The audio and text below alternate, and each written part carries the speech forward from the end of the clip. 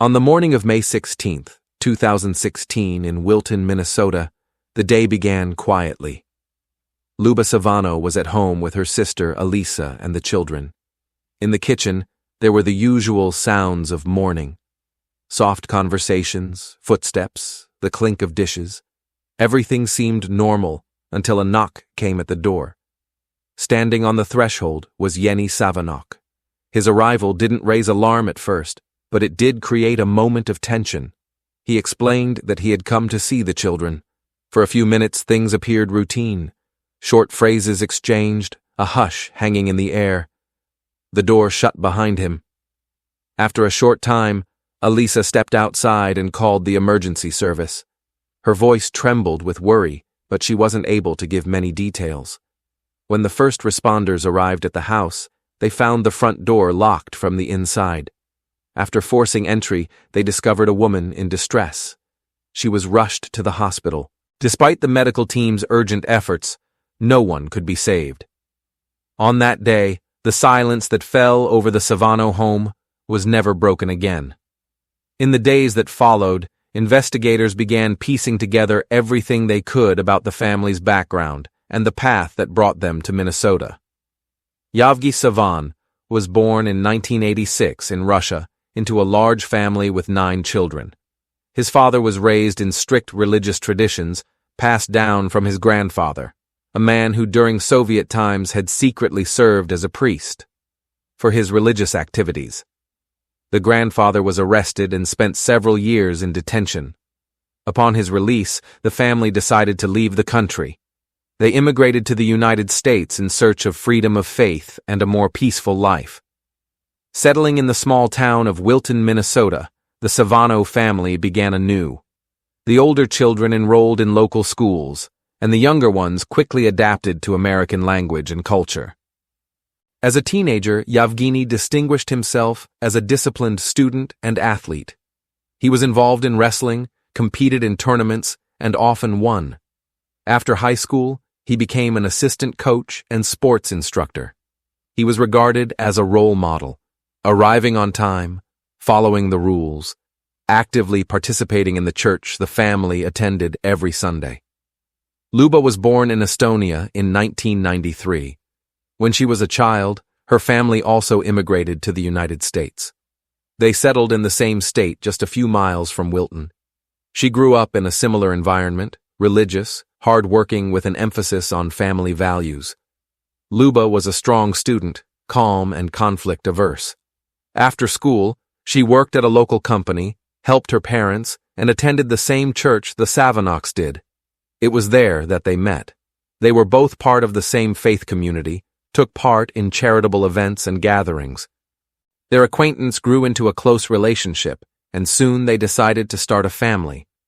The wedding received the church's blessing, and relatives from both sides were present at the ceremony. To everyone around them, the union of Yevgeniy and Lyuba seemed warm and stable. He reliable with a firm character, she modest and gentle. In the early years of their life together, they were seen as a model couple, causing no concerns from their parents or their congregation. But beneath the surface of that apparent calm, an unseen force was growing, one that no one suspected. The strict religious upbringing, the teaching of submission, and the belief in the man's authority in the household became part of the foundation on which their relationship rested. Later, it was precisely those beliefs that shaped how Yevgeniy saw himself in others, and how Lyuba tried to live her life alongside a man to whom she had entrusted everything. The reality of Lyuba and Yevgeniy Savenok's marriage turned out to be far from the hopeful picture their friends and family had imagined. Within just a few months, it became clear that their relationship was built on control, not partnership. Yevgeniy insisted that Lyuba shouldn't work, claiming it was out of concern for her well-being. But in truth, he didn't allow her to leave the house without his permission. Any attempt on her part to make an independent decision sparked irritation. Gradually, her contact with friends faded, and visits from her parents became rare. Lyuba found herself under constant surveillance. Her phone was checked, her social circle was restricted, and any delay or missed call was treated as betrayal. The reasons for his outbursts were almost always the same: jealousy and the need to dominate. Over time, Yevgeny's behavior escalated to threats and physical aggression. Lyuba hid the first injuries, passing them off as accidents. Her family noticed bruises, but she reassured everyone that everything was fine. Later, she reached out to law enforcement several times, reporting abuse and fear for her safety. Each time, after the police intervened, Yevgeniy apologized and promised to change under pressure from relatives and church leaders, urging her to keep the family together. Lyuba forgave him, holding on to the hope that things would get better. In 2012, they welcomed their son, Matthew, and a year later their daughter, Vivian. Lyuba believed that becoming a father might soften Yevgeniy. For a short while after Matthew was born, he seemed calmer, helping around the house, spending time with the kids. But gradually, everything went back to how it had been before. Yevgeniy began drinking heavily, and once under the influence, he often lost control. The smallest things could set him off. He would yell, break things, make threats, and later act as if nothing had happened. When Lyuba tried to reach out for help, Yevgeniy pressured her to drop her complaints. He used the children as leverage, saying that without him, they would lose their family. Over time, fear became part of everyday life. The house that should have been a safe haven turned into a place where no one could predict when the next outburst would come. By 2014, the situation had spiraled out of control. Yevgeniy barely hid his dependence on alcohol anymore. He came home late, often angry for no clear reason. Family members reached out to the pastor, hoping for his influence to make a difference, but their efforts went nowhere. To outsiders, the Savenoks still appeared to be a stable church-going family. But behind closed doors, tension filled every corner of their home. Lyuba tried to keep things looking normal for the sake of the children, yet deep down, she knew the life they once had was gone. When the tension finally became impossible to hide, Lyuba made a decision she'd been afraid to make for years. She reached out for help. After one of Yevgeny's outbursts, she called the emergency service. That day, he had yelled, thrown objects, and pushed her to the floor, threatening to teach her obedience. Officers documented the incident, and a judge granted a temporary protective order, preventing Yevgeniy from approaching his wife. For Lyuba, it was her first real step toward freedom, but it also marked the beginning of new pressure. A few days later, representatives from their church came to see her. One of the deacons and the pastor insisted that a Christian family should handle its problems within the home. They spoke about patience, humility, and a wife's duty to forgive. To them, calling the authorities was a shameful act that reflected poorly on the congregation. Lyuba tried to explain that she feared for her safety and for the children, but the only responses she heard were phrases like "faith heals" and "a true wife saves her husband through love." During this time, Yevgeniy called Lyuba every single day, urging her to withdraw her report. At first, he promised he would change. Later, the tone shifted.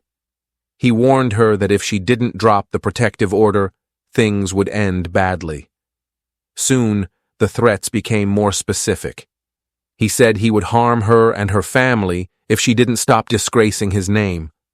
Lyuba's parents begged her not to meet with him, but their church mentors kept insisting that ending a marriage was a sin. Under that pressure, Lyuba went to court and withdrew her statement. Police officers warned her it could be dangerous, but she feared both her husband and the judgment of the congregation. In the eyes of her community, she was expected to preserve her family no matter the cost. Afterward, Yevgeniy moved back home. At first, he acted calm and considerate, but it didn't last. Before long, the aggression returned. With every incident, Lyuba's hope for help faded. She tried to speak with the pastor about her fear, but he only told her that marriage is a test and that God never gives a person a burden they cannot carry. Those words broke the last pieces of her confidence. The system she had counted on, both civic and religious, seemed to stand on her husband's side. Lyuba stopped reaching out for help altogether. She no longer called the police or confided in relatives. Each new conflict felt inevitable. The church that was supposed to offer support had instead reinforced her helplessness. She slowly realized that any step she took without her husband's approval would be seen as rebellion, and the fragile protection she once had was gone. By mid-2014, after yet another violent confrontation, Lyuba gathered her children and left for her parents' house.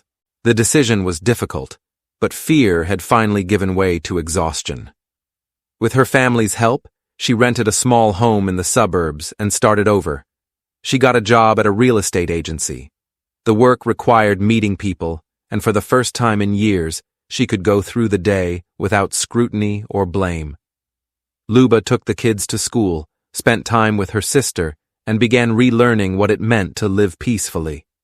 Her family noticed how her smile was coming back.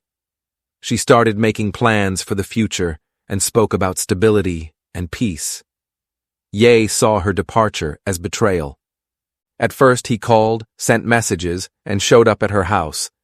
Later, he changed tactics, sending gifts through mutual friends, showing up at church, asking the pastor to help restore the family.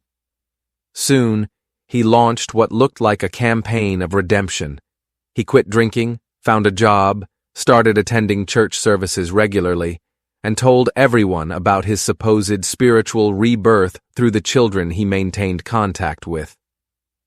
With a Lyuba. During visits, he brought candy, small presents, and spoke softly, telling her he wanted to earn back her trust. Over time, his tone softened, and what once was pressure turned into gentle persuasion. He wrote long letters of apology, promising that everything would be different, that he was a changed man. Church members and the pastor urged Lyuba to forgive. They told her that God didn't approve of broken families and that Ivani's repentance seemed genuine. Even her parents, seeing his outward transformation, hoped that maybe for the children's sake, she should consider giving him another chance. After months of hesitation, Lyuba agreed to limited contact. They began seeing each other again, but continued living separately. Yevgeniy kept his distance, spoke calmly, and didn't interfere with her job. His new behavior looked like proof that he had truly changed. And by the end of that year, Lyuba decided to give him a second chance. After a long separation, Yevgeniy re-entered Lyuba's life in early 2015. This time, he seemed different. He no longer raised his voice, had stopped drinking, offered help with the kids, and around the house. In public, he presented himself as caring, speaking of faith, forgiveness, and how he'd come to realize the errors of his past. To their family and fellow church members, it all looked like a genuine change. Lyuba, exhausted by years of fear and isolation, began to believe that peace might actually be possible. She allowed him to spend more time around her and eventually agreed to let him move back into the house. At first, things really did seem calm. Yevgeniy picked up part-time work, attended church regularly, and even joined Lyuba during Sunday services. The children were thrilled to have their father back. The atmosphere at home felt stable for the first time in years.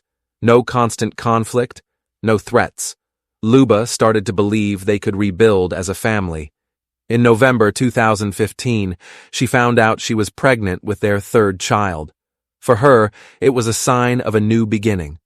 She believed this time would be different, that he wouldn't go back to the man he once was. But the calm didn't last.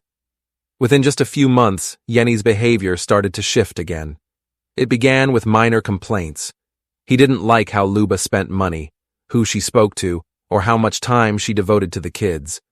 Then came the accusations and controlling behavior. He limited her communication, forbade her from seeing friends, checked her phone, and accused her of disrespect. Any disagreement turned into a shouting match. As the relationship deteriorated, so did his sobriety. Ye began drinking again. Lyuba tried to avoid conflict, but the pressure kept mounting. In early 2016, one of these episodes escalated into violence. Yi physically assaulted her despite knowing she was pregnant. She reported the incident to the authorities. Medical staff documented multiple bruises and internal bleeding, which put the baby's life at serious risk. That same day, Lyuba was granted a new protective order, barring Yevgeniy from coming near her or the children. He was arrested and held in custody. During questioning, he denied responsibility, saying it was just an argument and he never meant to hurt anyone. The court released him on a $3,000 bond under the condition that he would appear at a future hearing. After his release, he stayed temporarily with his brother. Despite concerns from her family, Lyuba didn't stop him from seeing the kids, so long as a relative supervised. She believed a father should have a chance to be present in their lives, even under close watch. Yi took advantage of that, continuing to apply pressure through brief interactions and masking it with a display of compliance. His visits with the children gradually became opportunities to engage with Lyuba again.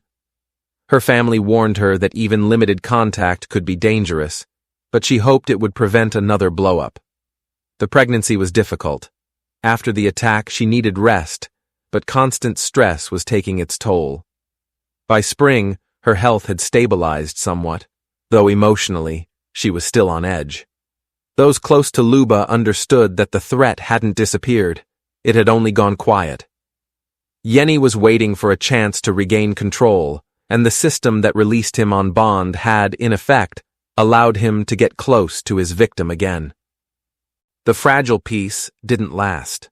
On the outside, the family appeared normal, but behind closed doors, everything was building toward another tragedy. One no one would stop in time. May 16, 2016.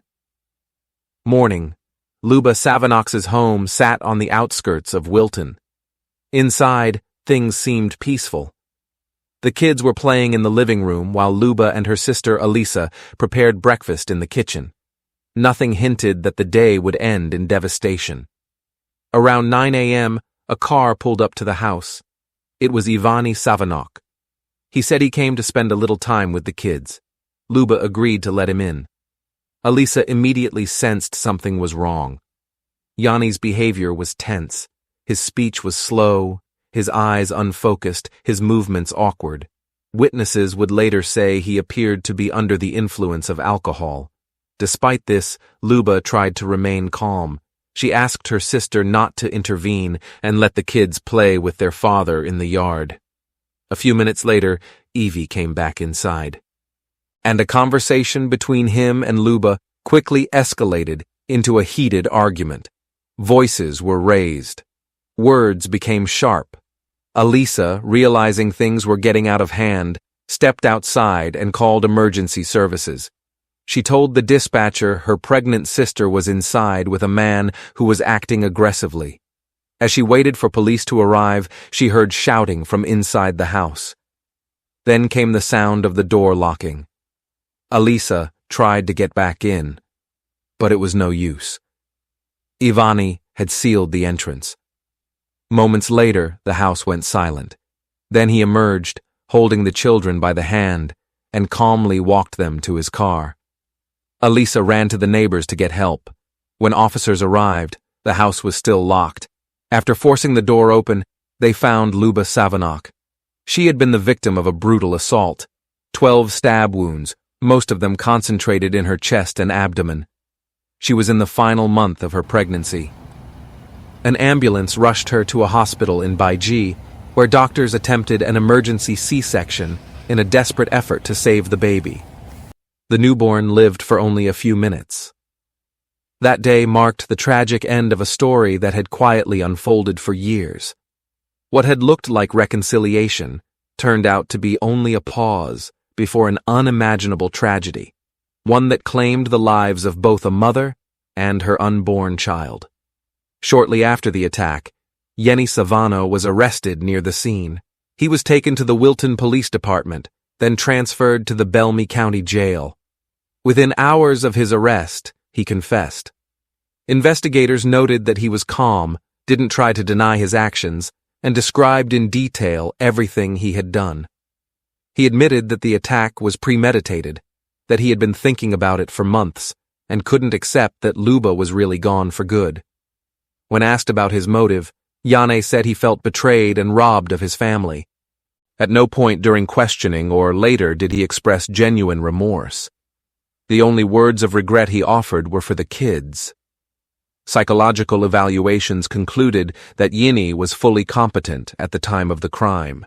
He understood his actions and was capable of controlling them. He was charged with 2 counts: first-degree murder and the unlawful killing of an unborn child.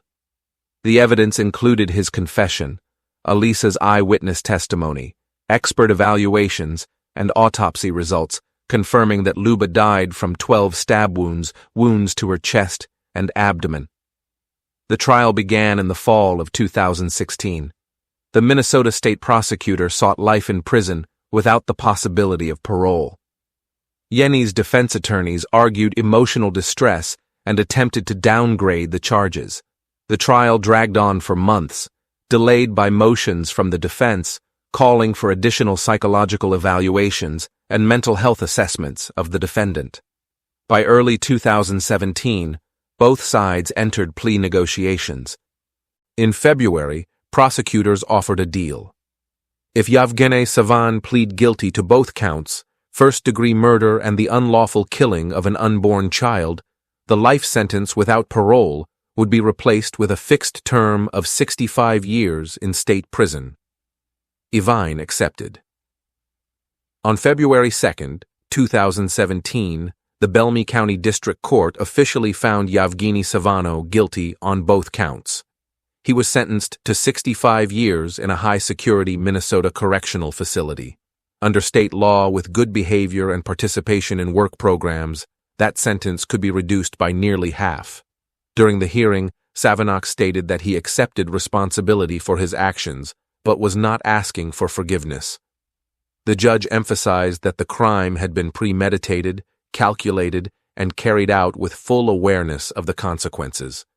Still, the court acknowledged his confession and his cooperation with investigators, upholding the term agreed upon in the plea deal. Lyuba's family reacted with outrage. Her brother Alexander called the verdict mercy for a murderer and a disgrace to the system. The family believed that a man who had taken the lives of a pregnant woman and her unborn child did not deserve the possibility of a reduced sentence. In their view, the plea agreement was a legal compromise, not true justice. Prosecutors later explained that the deal prevented a lengthy, emotionally draining trial, protected the mental health of key witnesses, and ensured a guaranteed conviction without the risk of appeal delays. After sentencing, Savenok was transferred to the Oak Park Heights maximum security prison. His attorneys filed an appeal requesting a review of his confinement conditions and a potential reconsideration of sentence reduction, but the court denied it, leaving the judgment intact. For Lyuba's family, the legal chapter had closed, but emotionally, it never would. They had lost a daughter, a sister, and a grandchild. No number of years behind bars could bring them peace. 65 years, even if served to the end, would never restore the life that was taken by violence and misplaced faith in the idea that an abuser could truly change. After the tragedy, Lyuba Savenok, the only eyewitness, became the key witness in the case and the emotional anchor for the family. Her testimony was central to the prosecution's success, but the trauma she endured left deep scars. She underwent long-term treatment for post-traumatic stress, but ultimately took on the role of guardian for her late sister's children. At first, Lyuba's parents were granted legal custody, but their age and health made full-time care difficult. Lyuba petitioned the court to become the children's official guardian. The court granted her request with the parents' consent, allowing the family to stay together. They lived under one roof, surrounding the children with love and stability, determined that the past would not dictate their future. Later that same year, a vigil was held in Wilton. Friends, family members, neighbors, and members of the local church gathered outside the house where the tragedy had unfolded. Candles were lit, prayers were spoken, and people shared memories of Lyuba and her unborn child. The event became more than a farewell. It was a public reminder of what silence in the face of violence can lead to. Following the conclusion of the investigation, the county police issued a public statement. In it, they warned that withdrawing protective orders and placing trust in the promises of someone with a history of aggression often leads to devastating outcomes. The media gave widespread coverage to the case, calling it a clear example of a systemic issue where fear, social pressure, and misplaced hope in someone's change can set the stage for repeated violence. The story of the Savenok family became a rallying cry. Advocacy groups used it to bring attention to the dangers of domestic abuse. Lyuba's name appeared in campaigns demanding stronger protections for victims and reforms in how these cases are handled. For Elisa and the rest of the family, honoring Lyuba's memory became a mission to speak out about the things that had too often been kept quiet. The tragedy may have ended, but its impact remains. It forces us to reflect on society's role in confronting violence. Why do fear and rigid beliefs keep victims silent and the people around them inactive? In this story, what seemed like faith, patience, and tradition turned into a trap, one where endurance became indistinguishable from surrender. Lyuba will be remembered as someone who simply wanted a normal life. She cared deeply for her children, worked hard, tried to keep her family together, and believed that kindness could change a person. Her kindness didn't save her, but it left behind a painful lesson about the cost of silence and inaction. Now, 2 children grow up without their mother's care, a heartbreaking reminder that indifference can be just as destructive as physical harm. The only way out of the cycle of fear is to speak up, to seek support, and to act before it's too late to be heard.